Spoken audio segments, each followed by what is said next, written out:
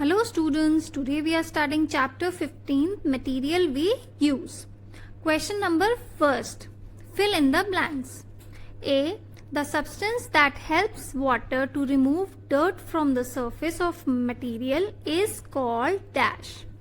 इसका मतलब कौन सा सब्सटेंस होता है जो कि हेल्प करता है वाटर को मटेरियल से डर्ट रिमूव करने के लिए. सो द आंसर इज डिटर्जेंट. अभी डिटर्जेंट क्या होता है? साबुन जो हम यूज करते हैं कपड़े वॉश करने के लिए. Now B, fluoride is used in toothpaste to prevent dash. मतलब जो टूथपेस्ट में फ्लोराइड होता है उसका क्या फंक्शन होता है? So the answer is fluoride is used in toothpaste to prevent tooth decay. Decay मतलब उसमें जैसे कहते हैं लेमन लैंग्वेज में कीड़ा लग जाना दांतों में. तो फ्लोराइड कैसे करता है? इनामल जो हमारा टूथ का होता है उसे मोर रेजिस्टेंस बना देता है to the action of the acid. Now C, soap is a salt of dash and sodium hydroxide. So the answer is soap is a salt of fatty acid and sodium hydroxide. अब soap एक compound होता है formed by water insoluble fatty acid with sodium hydroxide. Soap का एक chemical name होता है जो कि होता है sodium palmate. D, synthetic detergents can be used in dash water as well. So the answer is synthetic detergents can be used in hard water as well. अब hard water क्या होता है? जिसमें high mineral content होता है, mainly calcium and magnesium. E, for construction purposes dash cement is the most commonly used cement. So the answer is for construction purposes Portland cement is the most commonly used cement. अब Portland cement क्यों use होता है? Because of its strength and durability. It is made from raw material like limestone, shale and clay. Now write the answer to the following questions. A, how does the use of detergent help to clean soiled clothes? मतलब इसमें detergent का function पूछा है कि कैसे cleansing action होता है. Answer, detergent is a cleansing agent that combines with the impurities to make them more soluble and therefore wipe them away. A molecule of detergent consists of two ends. One of its end is attracted towards the water while the other holds onto the dirt. This results in the mixing of dirt and water. Due to the ability to get attached to both oil and water, detergent molecule spreads easily. This action of detergent molecule results in the removal of dirt and stain from the clothes. अब हम देखते हैं कि ये detergent work कैसे करता है. तो जो डिटर्जेंट मॉलिक्यूल होते हैं उसका दो पार्ट होते हैं. एक होता है हाइड्रोफिलिक हेड और होता है हाइड्रोफोबिक टेल. हाइड्रोफिलिक मतलब वाटर लविंग. जो हेड होता है वो वाटर लविंग होता है और जो टेल होता है which is hydrophobic is water fearing. अब जब डिटर्जेंट कॉन्टैक्ट आता है वाटर और ऑयल और स्टेन्स के, तो जो हाइड्रोफोबिक टेल होता है वो अटैच कर जाता है ऑयल स्टेन से और जो हाइड्रोफिलिक हेड होता है वो comes in contact with the water. अब जिससे कि एक स्पेशल अरेंजमेंट बनता है जिसे हम मिसेल बोलते हैं. इसमें क्या होता है? जो हाइड्रोफोबिक टेल होती है वो सेंटर की तरफ होती है which is expose to oil and dirt, और जो हाइड्रोफिलिक होता है वाटर लविंग वो आउटसाइड की तरफ होता है, it is expose to water. और ऐसे बहुत सारे मिसेल बनते हैं. तो जब वाटर को स्टर किया जाता है और जो कपड़ों को रिंस किया जाता है तो ये मिसेल लिफ्ट अप हो जाते हैं along with the dirt and the oil और वो क्लेंजिंग एक्शन हो जाता है. तो this is how the detergent works. Now B question, how will you check with the help of soap powder whether water is hard? मतलब आप soap powder की मदद से कैसे चेक कर सकते हैं कि वाटर हार्ड है कि नहीं. So the answer is soap can be used to check whether sample of water is hard or soft. Soaps do not give lather with hard water, instead form scums, whereas they give lather with soft water. If we do not get lather in water while using soap, we can say it is hard water. अब जो ये soaps होते हैं वो अगर हम hard water में use करते हैं तो वो लैदर नहीं देते. लैदर मतलब झाग नहीं देते, लेकिन स्कम बना लेते हैं instead of giving leather. Leather किससे बनता है? सॉफ्ट वाटर को जब सोप में यूज किया जाता है. तो अब ये स्कम क्या होता है? When soap is added to hard water, जो कैल्शियम और मैग्नीशियम प्रेजेंट इन वाटर होते हैं वो डिस्प्लेस कर देते हैं sodium and potassium ions from the soap molecule, forming insoluble substance जिसे हम स्कम कहते हैं. ठीक है, अगर हम सॉफ्ट वाटर यूज करते हैं तो हमारा लैदर बनता है, जिसमें सॉफ्ट वाटर में क्या होता है? मिनरल कंटेंट कम होता है, मतलब कैल्शियम मैग्नीशियम कम होते हैं. और हार्ड वाटर में क्या होता है? आपका high content of the minerals, मतलब कैल्शियम और मैग्नीशियम हाई होते हैं. तो इसमें आपका स्कम बनता है rather than leather. Now see question. What are the important ingredients of a toothpaste and what is the function of each? मतलब toothpaste के क्या ingredients होते हैं, उनका क्या function होता है. So the important ingredients of a toothpaste are calcium carbonate, calcium hydrogen phosphate, water and fluoride. Calcium carbonate and calcium hydrogen phosphates helps to remove the dirt on the teeth and also to polish them. Fluoride is the most common ingredient used to prevent decay of our teeth. It helps in the strengthening of bones and enamel which cover the teeth. अब ये जो calcium carbonate है वो mild abrasive agent की तरह use होता है, जो कि टीथ के ऊपर जो डर्ट है उसे हटा देता है, उसे पॉलिश कर देता है. जो फ्लोराइड होता है वो आपका क्या करता है, वो एक्टिव इंग्रेडिएंट होता है और प्रिवेंट कर देता है आपका टूथ डिके को. ये हमारे इनामल को रेजिस्टेंट बना देता है to the action of acid. Now D, what are the ingredients of cements? Answer, cement is made from silica, which is sand, alumina, which is aluminum oxide, lime, which is calcium oxide, iron oxide, and magnesia, which is magnesium oxide. E, what will happen if cement is not used in making concretes? So the answer is concrete is a mixture of cement, water, sand and gravel. Cement helps in making the structure strong and leak proof. If cement is not mixed in concrete, the structures made using concrete will not be strong and leak proof and thus will have the chances of falling down.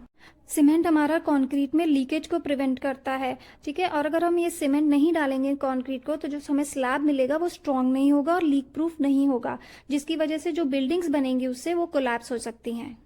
Now question F, make a list of detergents that you use. So the answer is the detergents which we use in our daily lives are first Rita and Shikakai for washing hair, soaps like Dettol, Dove, Lifebuoy, etc. for bathing, detergents like Surf Excel, Tide for washing clothes. G, what should be expected from a detergent for delicate garments? Answer, a delicate detergent should clean the clothes effectively without affecting the quality of the clothes. It should have the ability to remove all kinds of stains without causing any harm to the clothes. मतलब जो detergent होता है delicate garments के लिए, उसकी quality को harm नहीं करना चाहिए. मतलब ऐसा नहीं है कि कपड़ा रफ हो जाए धोने के बाद, उस पर बहुत ज़्यादा जेंटल होना चाहिए और स्टेन रिमूवल भी करना चाहिए. Now H, what is meant by surface activity? Name 3 chemicals responsible for the surface activity of various detergents. Answer, the property of a substance of spreading on a surface is called surface activity and the substance is said to be surfactant. Detergents are surface active. Chemical responsible for surface activities of various detergents are alkyl benzene sulfonate, alcohol, ethoxy sulfates and alkyl sulfates. अब surfactants क्या होते हैं? Wetting agents that lower करते हैं surface tension of liquid, allowing easy dispersion and spreading. अब ये surfactants are indicated by polar and non polar ends. मतलब जो इनका हेड होता है वो हाइड्रोफिलिक होता है विच इज वाटर लविंग, और टेल होती है हाइड्रोफोबिक होती है विच इज वाटर रेपेलिंग. अब जो सर्फेक्टेंट मॉलिक्यूल का हेड होता है उसमें चार्ज एटम्स होते हैं, इसकी वजह से वो वाटर में डिसॉल्व कर जाता है. लेकिन जो टेल होता है उसमें कोई भी चार्ज एटम नहीं होता है, इसलिए वो हाइड्रोफोबिक होता है. अब जो सर्फेक्टेंट मॉलिक्यूल होता है वो लोअर करता है surface tension of the liquid को. अब ये सरफेस टेंशन को हम थोड़ा सा ब्रीफ में समझेंगे कि जो वाटर मॉलिक्यूल होते हैं वो आपस में अट्रैक्ट करते हैं, ठीक है. अब जो वाटर मॉलिक्यूल डीप इनसाइड होते हैं वो अट्रैक्टेड होते हैं इक्वली डायरेक्शंस में, मतलब हर जगह से नेट फोर्स उन पे जीरो होती है. लेकिन जो सरफेस पे वाटर मॉलिक्यूल्स होते हैं उनके ऊपर कोई वाटर मॉलिक्यूल नहीं होता, इसलिए उन पे एक नेट डाउनवर्ड फोर्स लगती है और इसी नेट डाउनवर्ड फोर्स की वजह से सरफेस टेंशन क्रिएट होता है. Between A, natural detergents and man-made detergents. So in natural detergents, first natural detergents refer to the substances which are naturally available and can be used as detergents. Whereas in man-made detergents are detergents which have been made by humans for their use.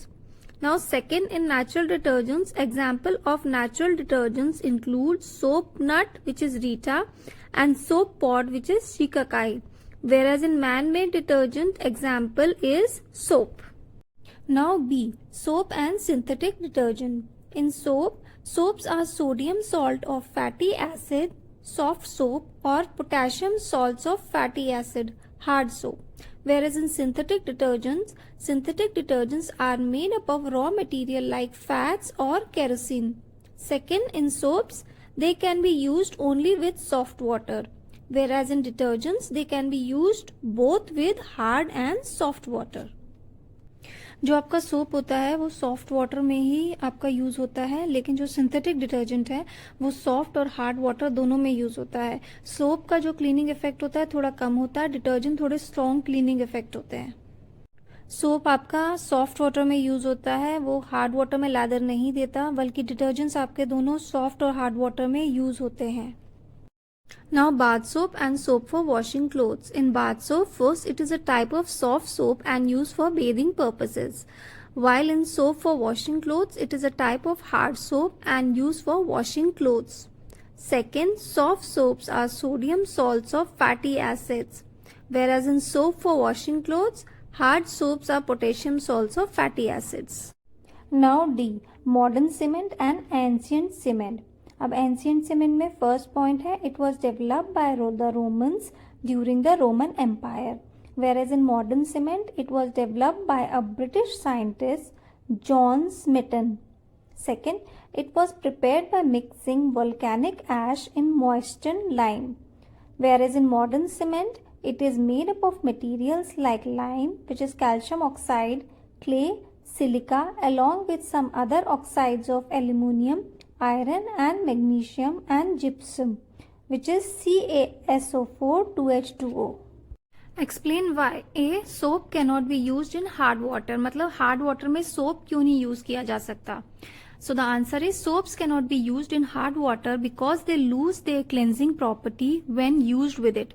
Soaps do not form lather with hard water and instead form scum, as a result of which it loses its cleansing property. अब जो ये soap molecule होते हैं वो react करते हैं salts of calcium and magnesium present with hard water और एक प्रेसिपिटेट बना लेते हैं, और ये precipitate it begins to float as of white layer over water. इस लेयर को हम स्कम कहते हैं. सोप लूज कर देता है अपनी cleansing property in hard water because of the formation of scum. Now B part. Oil does not mix in water. However, oil and water become homogeneous if a sufficient quantity of detergent is added. मतलब oil और water mix नहीं करते आपस में, लेकिन अगर हम उसमें detergent डालें sufficient quantity में तो एक homogeneous oil और water का mixture बन जाता है. अब ये क्यों होता है? So the answer is oil and water are two immiscible liquids, which means both of them repel each other. But when we add a detergent to a solution containing water and oil, the mixture becomes homogeneous. This happens because of the detergent molecule. The detergent molecules have two ends. One of its end holds on to a water molecule and the other ends holds on to the oil molecule. Thus, these opposing force helps in dissolving the oil in water and thus making a homogeneous mixture. अब हमें जैसा पता है कि जो oil और water होते हैं वो दो इमिसिबल लिक्विड्स होते हैं. इमिसिबल मतलब जो दोनों मिक्स नहीं होते अच्छे से. अब जब उसमें डिटर्जेंट बनाया जाता है वो भी सफिशिएंट क्वांटिटी में, तो क्या होता है? तो हमें पता है कि डिटर्जेंट मॉलिक्यूल के दो एंड्स होते हैं. वन एंड होता है जो कि हाइड्रोफिलिक होता है और दूसरा होता है टेल होता है जो हाइड्रोफोबिक होता है. जो हाइड्रोफिलिक एंड होता है वो वाटर मॉलिक्यूल को होल्ड करता है और जो हाइड्रोफोबिक एंड होता है वो होल्ड करता है ऑयल मॉलिक्यूल को. दस दीज जो ऑपोजिंग फोर्स होते हैं ये हेल्प करते हैं डिसॉल्व को ऑयल इन वाटर में एंड दस making a homogeneous mixture. C. Synthetic detergents are superior to soap. Answer. Synthetic detergents are superior to soap because synthetic detergents work both in soft water and hard water. In contrast, soap work only in soft water and are not effective in hard water. इसका मतलब synthetic detergents की cleansing property ज्यादा होती है, cleansing action ज्यादा होता है, क्योंकि ये दोनों सॉफ्ट वाटर और हार्ड वाटर में काम करते हैं. हार्ड वाटर क्या होता है? जिसमें कि मिनरल कंटेंट हाई होता है, specially calcium and magnesium.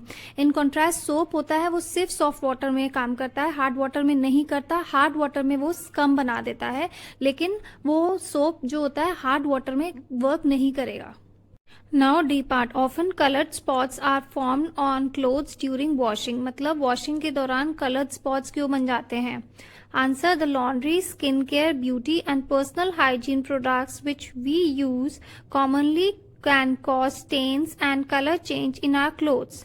Toothpaste, facial soaps, perspiration, Deodorants, hairsprays, strong perfumes with alcohol, and even rain are often cause of stain on garments.